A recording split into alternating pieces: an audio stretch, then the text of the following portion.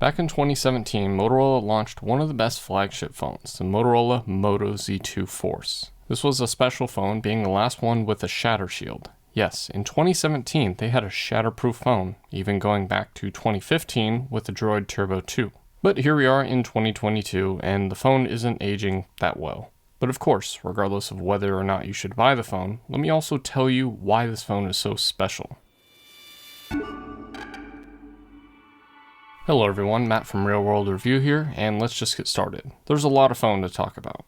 And I'm not even exaggerating. There really is a lot to talk about when you are dealing with the Moto Z2 Force. I reviewed this phone in 2018, and last year I wanted to re-review this phone. But I looked at the photos that I took, and it was actually in 2020. Oh, how time has changed so much.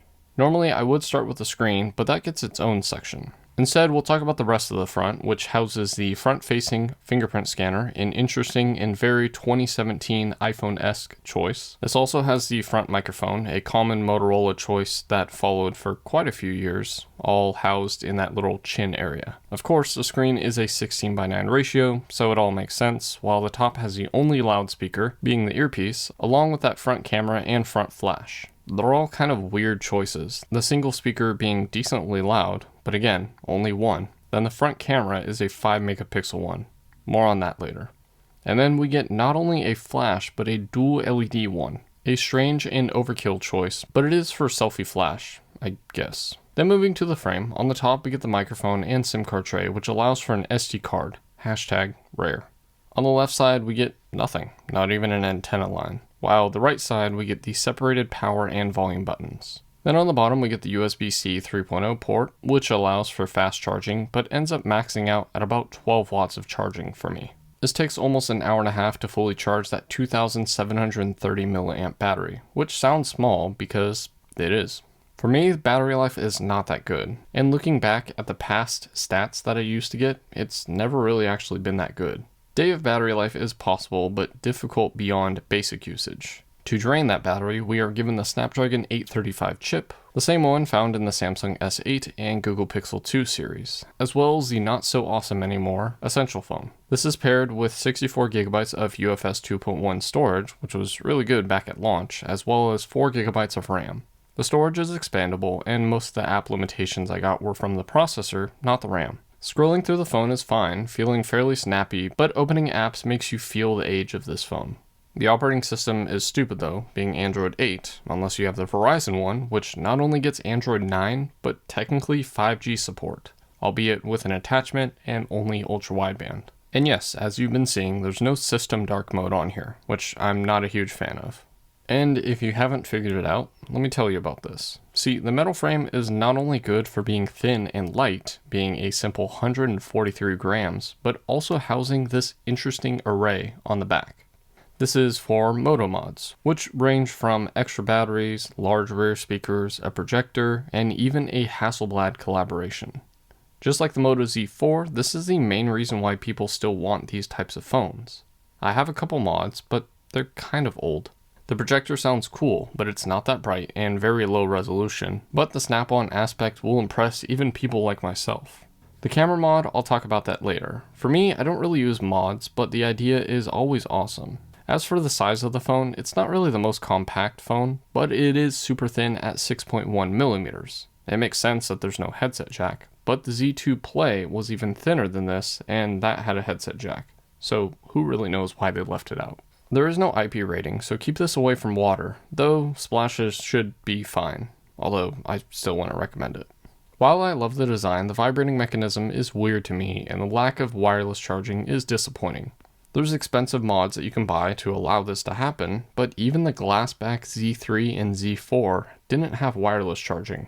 It's strange seeing the 2014 and 2015 Turbo and Turbo 2 had this, but not the 2017 Z2 Force. Of course, we'll talk about the screen for a few reasons. It is a flattish 5.5-inch OLED display, being a 1440 by 2560 resolution, again with that classic 16:9 screen ratio and a surprising 534 pixels per inch. Of course, the screen is not glass because of the shatterproof display. Yes, the screen has a plastic substrate, being one of the early flexible OLED displays. Of course, it is possible to damage the OLED, but the glass over it is not glass at all, just pure plastic. This means it can scratch, and pretty easily it does, so good luck finding one that's in good condition like mine. I have a tempered glass screen protector over it for this reason, but can't be bothered to change it, even though I do see it's cracked. I also ordered the wrong screen protector for the review, so this one will stay. Besides that, images look how you would expect on an older phone with a 2K OLED display. Really good, but not the brightest at 500 nits. Not the worst though, but still not the best in 2022. We do get some little screen features that no one else has, like the motor display. This is kind of like an always-on display, but only when you get near the screen. It has these sensors that are made specifically so when you go to touch the screen, it lights up and shows you your notifications. And you can interact with those notifications all without even going to the lock screen. I wish some other companies would adopt these types of features. There's no double tap to wake or sleep though, which is disappointing for me. While the shatterproof aspect is cool and actually a really good idea, it's literally plastic and acts just like that. No worries about breaking the screen, but it will look bad if you don't have a screen protector on it. Oh, the irony. The cameras are an interesting thing because there's 3, with the 4th one being this Hasselblad mod. The design is awesome. I assume it's just a simple 12 megapixel camera that features an optical zoom of 10 times. Sometimes the app actually fails to open up properly, but when it does, you get some decent images, just not as bright as the normal sensors for some reason. Also, video can't be captured at 4K. Just 1080p. The optical zoom is cool, but for standard shots, it's just like a normal sensor. As for those 2 on the back, it's almost the same as the Essential phone. They're both 12 megapixel sensors that lack optical image stabilization, one being a normal camera, while the other is a monochrome sensor for black and white images. We do, however, get laser autofocus. These sensors can capture 4K at 30 frames per second, which is alright, just like the black and white feature. The app is somewhat confusing, but the images are passable, at least in my opinion, but I'll let you be the judge. Enjoy.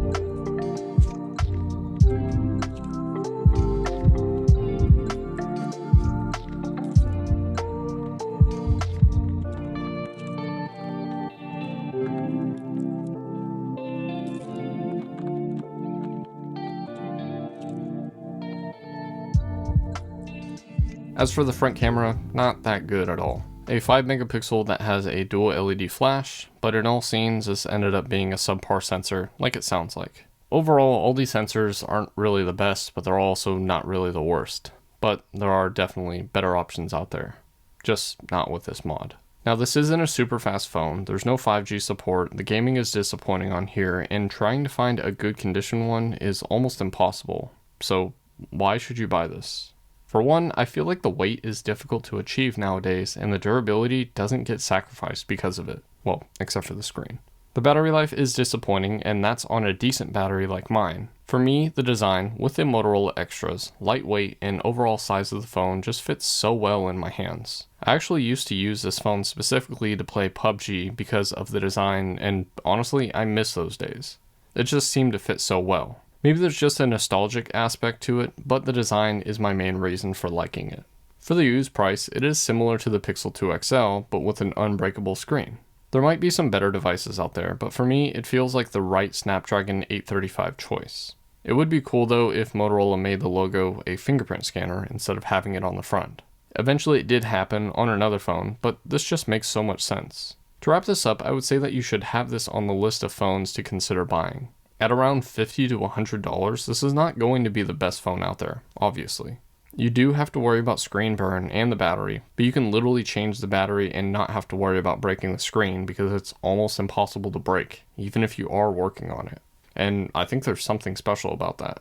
Then of course, this is one of the only choices that you have if you do have a bunch of mods laying around and you still want to continue using those. And that's my review of the Moto Z2 Force, the last of the unbreakable screen. But what do you think? Do you hate how Apple and Samsung don't use this screen technology? Let me know in the comment section, and as always, thanks for watching.